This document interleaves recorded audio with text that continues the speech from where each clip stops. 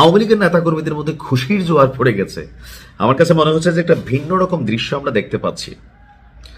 আমি গেল 3 দিন আগে একটা নিউজ দিয়েছি যে বিএনপির একজন নেতা দাউদ ভাই তিনি নিজে একটা আওয়ামী লীগ অফিসের তালা খুলে দিয়েছেন। এমনকি বলেছেন যে আওয়ামী লীগের যারা ভালো নেতাকর্মী আছে, যারা কোনো অন্যায় করে নাই, কোনো অপরাধ করে নাই, তারা তাদের দলীয় কার্যক্রম ওই এলাকায় চালাতে পারবে। এর ঠিক পরের দিনই ঠাকুরগাঁয়ে ঘটেছে আরেক ভিন্ন ঘটনা। এরপরে দেখলাম খুলনাতে ঘটেছে আরেক ভিন্ন ঘটনা। অর্থাৎ একটা সিরিয়াল অথবা ধারাবাহিকভাবে এই ঘটনাগুলো ঘটছে। দলীয় কার্যক্রম নিষিদ্ধ থাকা গত 18 মাস ডক্টর ইউনূস সরকারের ক্ষমতাসীন সময়ে আওয়ামী লীগ যেই অফিসগুলো তাদের কার্যালয়গুলো খুলতে পারেনি, তো সেই অফিসগুলো বিভিন্ন জায়গায় আস্তে আস্তে খোলা শুরু হয়েছে। ঠাকুরগাঁয়ের পীরগঞ্জ উপজেলা কার্যালয় খুলেছেন নেতাকর্মীরা। এ সময় তারা জয় বাংলায় স্লোগান দিয়েছে। পরে তারা কার্যালয়ের সামনে জাতীয় সঙ্গীত গেয়ে জাতীয় এবং দলীয় পতাকা উত্তোলন করেছেন। আর গেল 15 ফেব্রুয়ারি বিকেলে পীরগঞ্জ পৌর শহরের লিচুতলা এলাকার কার্যালয়ের সামনে আওয়ামী লীগের নেতাকর্মীরা জড়ো হন। প্রথমে তারা কার্যালয়ে প্রবেশ করেন, পরে পতাকা উত্তোলন করেন। তো এই ভিডিও খুবই ভাইরাল সোশ্যাল মিডিয়াতে।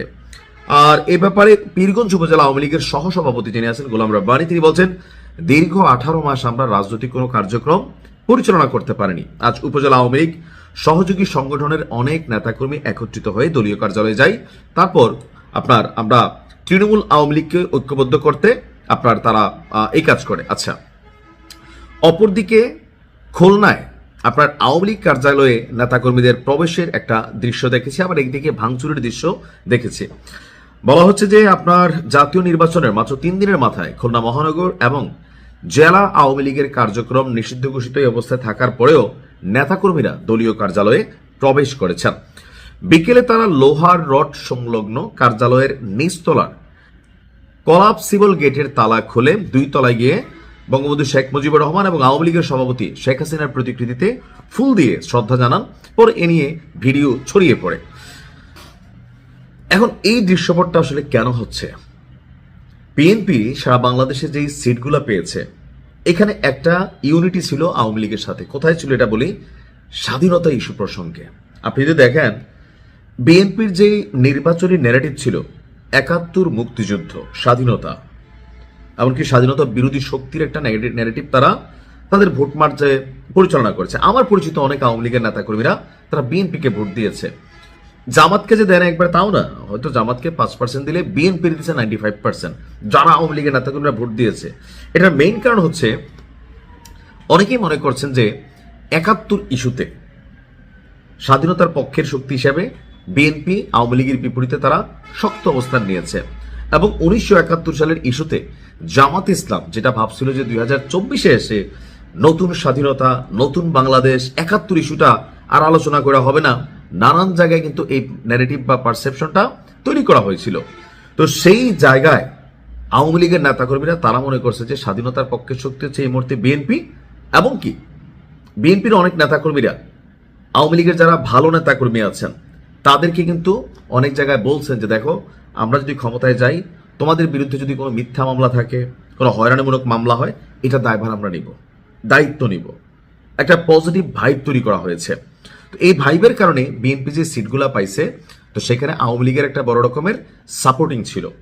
তো সেই কারণে কিছু কিছু এলাকাতে আমার কাছে মনে হচ্ছে যে বিএনপি যারা আছেন এখন, এমপি তো বিএনপির বা জামাতের সবার শুনে যে বিএনপির তা না, তো সেইখানে একটা লোকাল সেটেলমেন্ট ছিল, এই কারণে কার্যালয়গুলো খুলছে। তবে এতে খুব বেশি খুশি হওয়ার কিছু নেই। কারণ কি, আবেগের বসে বা জোশে আইসা দেখা যাচ্ছে না আমরা অফিস খুলে ফেলছি, আবার আগের মতন হয়ে যাবো, ভাই নও। এই 2026 ত্রয়োদশ জাতীয় সংসদ নির্বাচনে একটা জিনিস এস্টাবলিশড হয়েছে, সন্ত্রাসী কর্মকাণ্ড, চাঁদাবাজি, গুন্ডামি, মানুষের উপর জুলুম, এই জিনিসগুলা বাংলাদেশের মানুষ পছন্দ করে না। আওয়ামী লীগ সরকারকে পতনের মাধ্যমে একটা মেসেজ এই জাতি ক্রিয়েট করে দিছে যে যারাই বাংলাদেশের রাজনীতিতে লুটপাট, দুর্নীতি, অন্যায়, জুলুম, মিথ্যা মামলা, ধান্দাবাজি এগুলা করবে, এক টার্মের বেশি, এক টার্মও থাকতে পারে কিনা এখন সামনে এটাই হইতে পারে পাকিস্তানের মতো। পাকিস্তানে কোনো ক্ষমতাসীন সরকার টানা 5 বছর ক্ষমতায় থাকতে পারে না। আন্দোলন হয়, হেনা ভোট হয়, সরকার পড়ে যায়। তো তো এবার দেখা যাক কি হয়। আমরা চাই বাংলাদেশে যারাই রাজনীতি করেন, আপনি রাজনীতির সৌন্দর্যটা আপনার মাধ্যমে প্রকাশ করবেন। খারাপ কাজ করবেন, ক্ষমতা আছে অপব্যবহার করবেন, আওয়ামী লীগের দিকে তাকান। আবার আওয়ামী লীগের ভালো নেতাকর্মীদের দিকে তাকান। এত কিছুর পরেও আওয়ামী লীগের অনেক নেতাকর্মী আছে বাংলাদেশে, সম্মানের সহিত আছে। কেন? যখন ক্ষমতা ছিল তারা ক্ষমতাকে ব্যবহার করে, পুঁজি করে খারাপ কোনো কাজ করে নাই। যারা করছে দৌড়ের উপর আছে। আর মিথ্যা মামলা অনেকে হয়তো স্বীকার হয়েছে, এটা চলে যাবে। ভালো থাকুন। আসসালামু আলাইকুম।